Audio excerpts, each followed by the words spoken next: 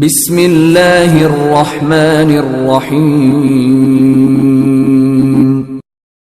اللہ تعالیٰ سورۃ صاد آیت 30 تا 33 میں فرماتے ہیں، وَوَهَبْنَا لِدَاوُودَ سُلَيْمَانَ نِعْمَ الْعَبْدُ إِنَّهُ أَوَّابٌ إِذْ عُرِضَ عَلَيْهِ بِالْعَشِيِّ الصَّافِنَاتُ الْجِيَادُ فقال إني أحببت حب الخير عن ذكر ربي حتى توارت بالحجاب ردوها علي فطفق مسحا بالسوق والأعناق۔ اور ہم نے داؤد کو سلیمان عطا فرمایا جو بڑا اچھا بندہ تھا اور بے حد رجوع کرنے والا تھا۔ جب ان کے سامنے شام کے وقت تیز رو خاصے کے گھوڑے پیش کیے گئے تو کہنے لگے، میں نے ان گھوڑوں پر اپنے پروردگار کی یاد کو ترجیح دی یہاں تک کہ آفتاب غروب ہو گیا۔ ان گھوڑوں کو دوبارہ میرے سامنے لاؤ۔ پھر تو ان کی پنڈلیوں اور گردنوں پر ہاتھ پھیرنے لگے۔ گھوڑے 20,000 سے زائد تھے۔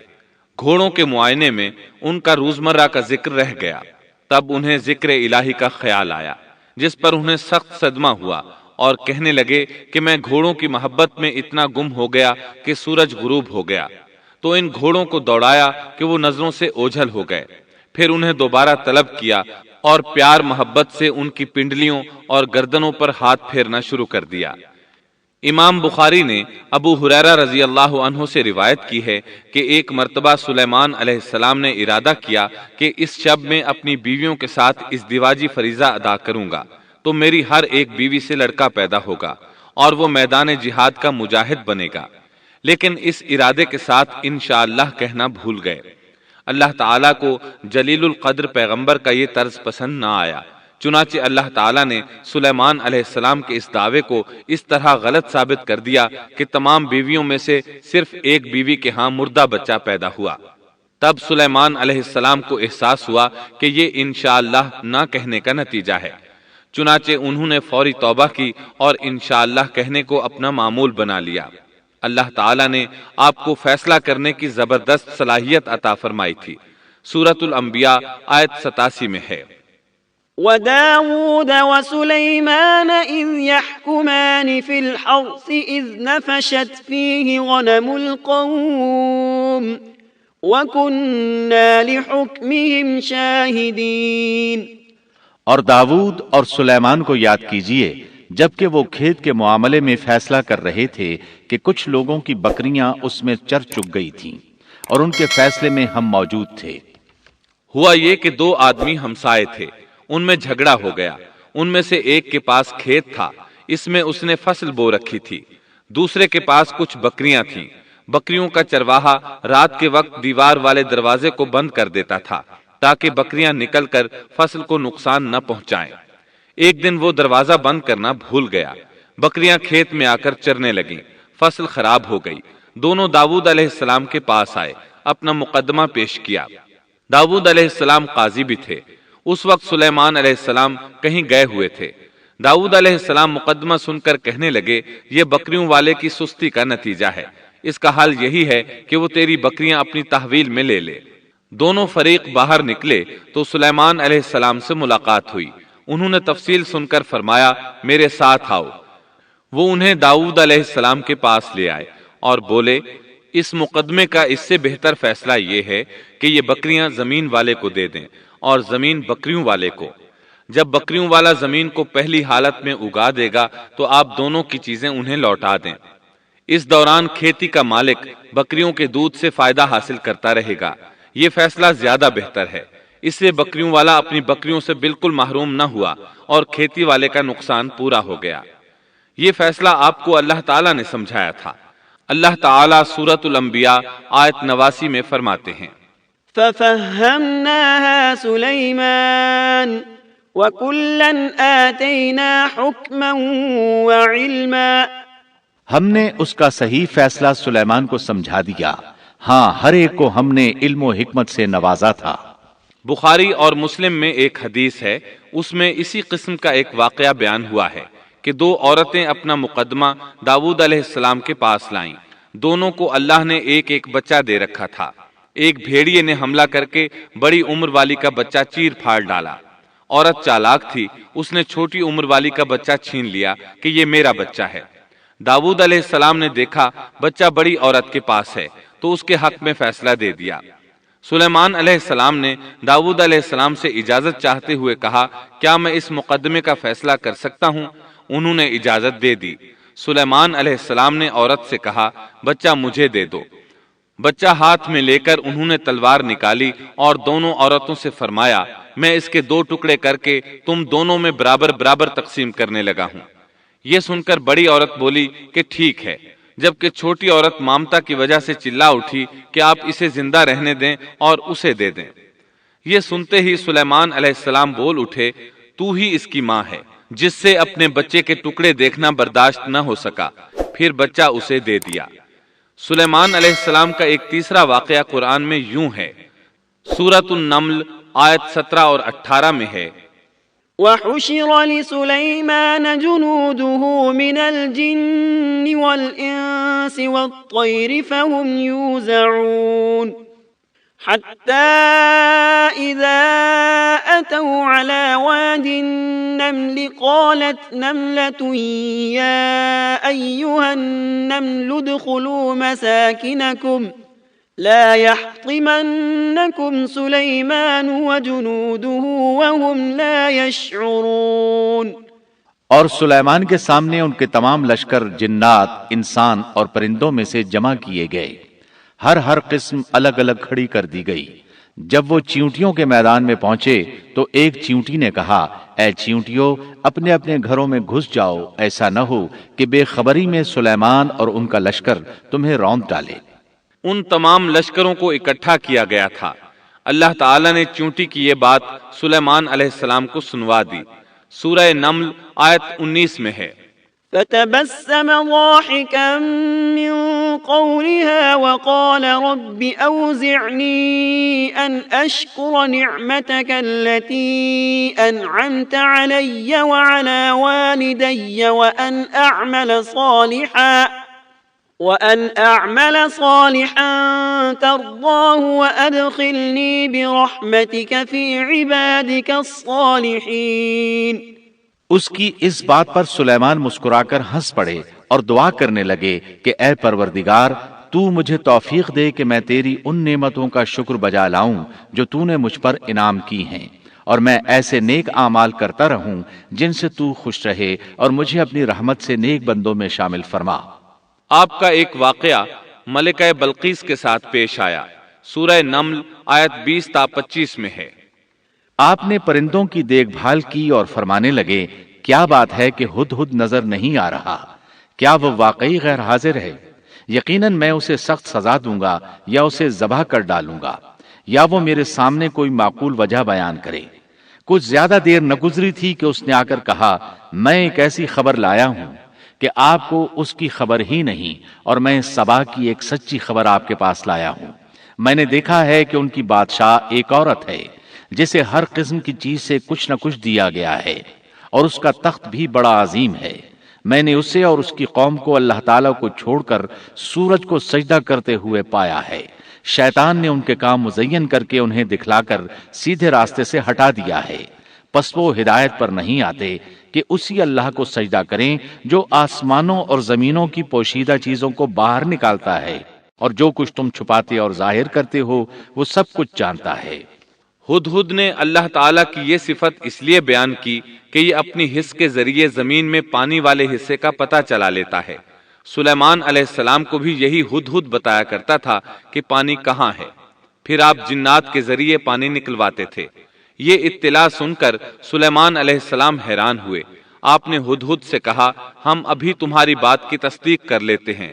سورہ نمل آیت 27 اور 28 میں ہے، قال سننظر أصدقت أم كنت من الكاذبين اذهب بكتابي هذا فألقه إليهم ثم تول عنهم فانظر ماذا يرجعون۔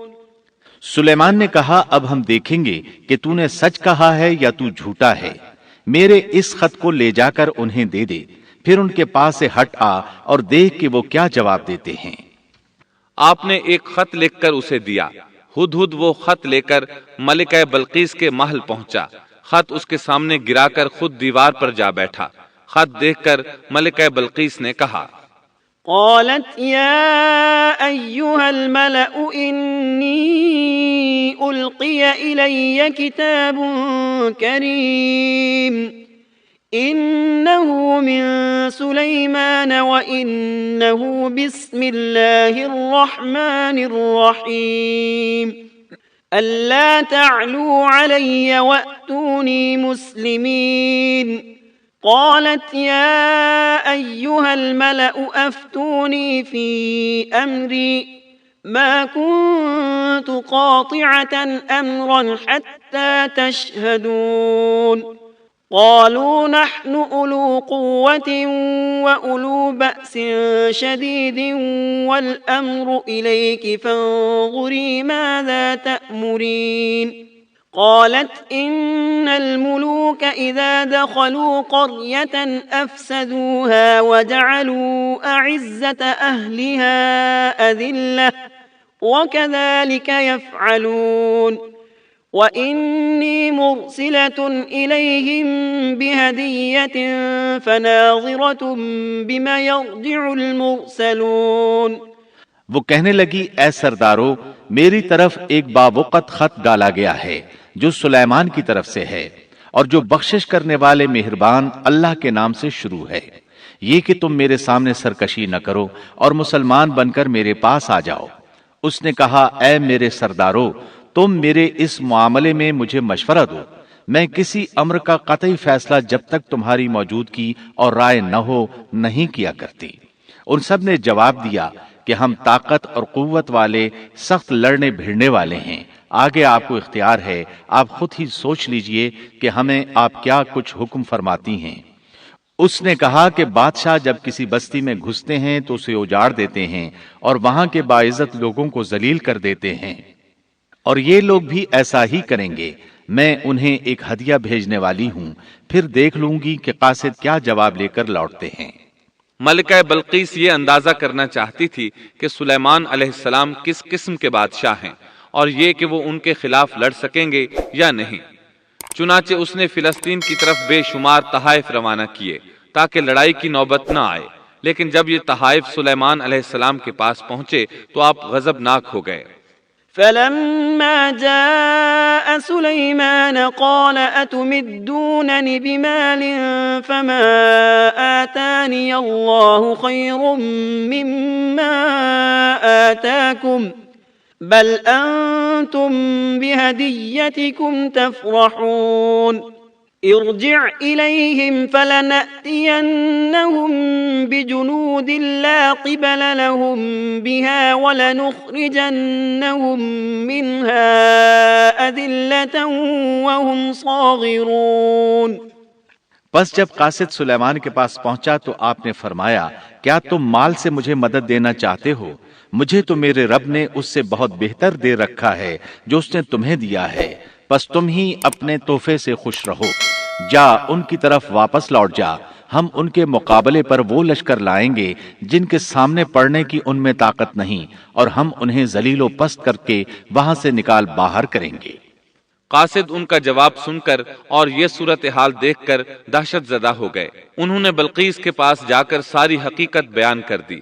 ملکہ بلقیس نے انہیں پیغام بھجوایا کہ ہم اسلام قبول کرنے کے لیے تیار ہیں۔ سلیمان علیہ السلام تک اس کا پیغام پہنچا تو آپ اپنے درباریوں کی طرف متوجہ ہوئے۔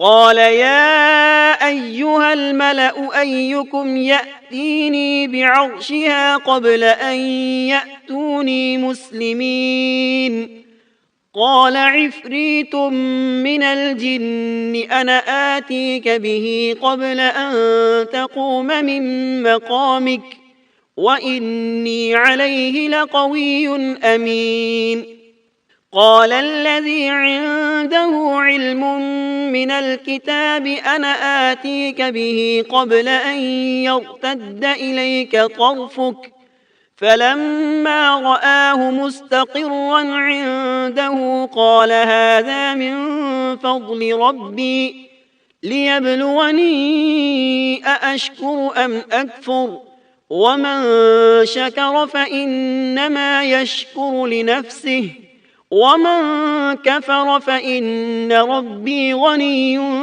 كريم قال نكروا لها عرشها ننظر أتهتدي أم تكون من الذين لا يهتدون۔ آپ نے فرمایا اے سردارو، تم میں سے کوئی ہے جو ان کے مسلمان ہو کر پہنچنے سے پہلے ہی اس کا تخت مجھے لا دے۔ ایک قوی ہیکل جن کہنے لگا آپ اپنی مجلس سے اٹھیں، اس سے پہلے میں اسے آپ کے پاس لا دیتا ہوں۔ یقین مانیے کہ میں اس پر قادر ہوں اور ہوں بھی امانت دار۔ جس کے پاس کتاب کا علم تھا وہ بول اٹھا کہ آپ پلک جھپکائیں، اس سے بھی پہلے میں اسے آپ کے پاس پہنچا سکتا ہوں۔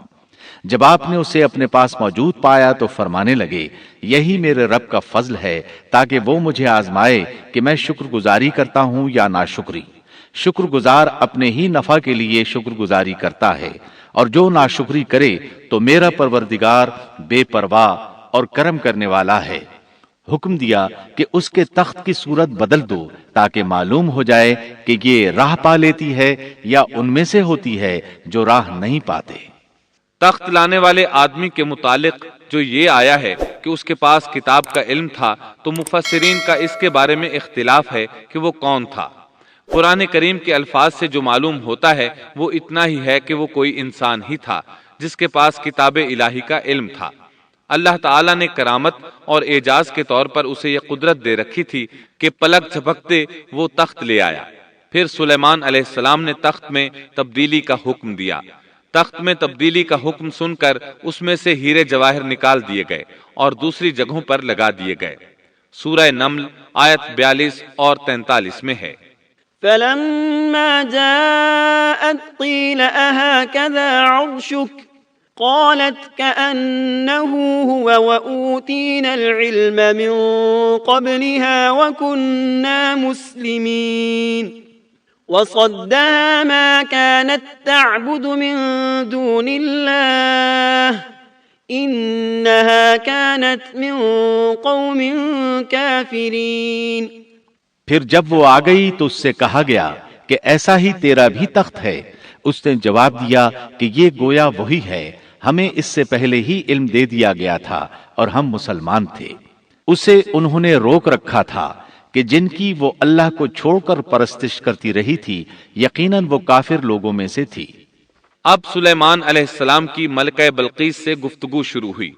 پھر وہ اسے تخت کے پاس لے آئے۔ اس سے پوچھا کیا تیرا تخت بھی اسی طرح کا ہے؟ اس نے بہت اچھا اور فصاحت سے بھرپور جواب دیا۔ اس نے نہ تو یہ کہا کہ ہاں، کیونکہ وہ تو اپنا تخت پیچھے سبا کے علاقے میں چھوڑ آئی تھی، یہاں کیسے آ سکتا تھا، نہ اس نے یہ کہا کہ نہ، کیونکہ یہ وہی محسوس ہو رہا تھا۔ البتہ اس میں قدر تبدیلی محسوس ہو رہی تھی۔ اس نے عجیب جملے میں جواب دیا کہ یہ وہی لگتا ہے۔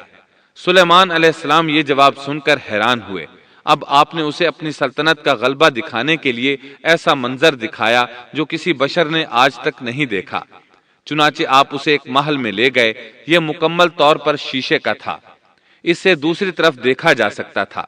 فرش بھی شیشے کا تھا، شیشے کے نیچے پانی چھوڑا گیا تھا، پانی چلتا رہتا تھا۔ آپ اسے لیے اندر داخل ہوئے تو وہ بہت حیران ہوئی کہ محل میں پانی بہ رہا ہے۔ اس نے اپنا لباس کچھ اوپر کر لیا کہ بھیگ نہ جائے۔ اس نے اپنا پاؤں پانی پر رکھنا چاہا تو وہ شیشے پر پڑا۔ اور زیادہ حیران ہوئی اور شرمندہ بھی کہ دھوکہ کھا گئی۔ اور یہ سب کچھ جنات کے ذریعے تیار کرایا گیا تھا۔ سورہ نمل آیت 44 میں اللہ تعالیٰ فرماتے ہیں قیل لها ادخل الصرح فلما رأته حسبته لجة وكشفت عن ساقيها قال إنه صرح ممرد من قوارير قالت رب إني ظلمت نفسي وأسلمت مع سليمان لله رب العالمين۔ اس سے کہا گیا کہ محل میں چلی چلو، جسے دیکھ کر یہ سمجھ کر کہ یہ حوض ہے، اس نے اپنی پنڈلیاں کھول دی۔ سلیمان نے کہا یہ ایسا محل ہے جس میں نیچے بھی شیشے جڑے ہوئے ہیں۔ کہنے لگی میرے پروردگار، میں نے اپنی جان پر ظلم کیا، اب میں سلیمان کے ساتھ اللہ رب العالمین کی مطیع اور فرمانبردار بنتی ہوں۔ یہ عظیم سلطنت دیکھ کر وہ جان گئی کہ سلیمان علیہ السلام صرف بادشاہ ہی نہیں نبی بھی ہیں، چنانچہ اس نے فوراً ایمان قبول کر لیا۔ سلیمان علیہ السلام کا سب سے بڑا کارنامہ یہ ہے کہ آپ نے مسجد اقصی تعمیر کروائی۔ اس کی پہلی تعمیر یعقوب علیہ السلام نے کرائی تھی۔ صحیح حدیث میں ہے کہ رسول اللہ صلی اللہ علیہ وسلم سے پوچھا گیا زمین میں کون سی مسجد سب سے پہلے تعمیر کی گئی؟ آپ نے فرمایا مسجد حرام، یعنی مکہ معظمہ والی مسجد۔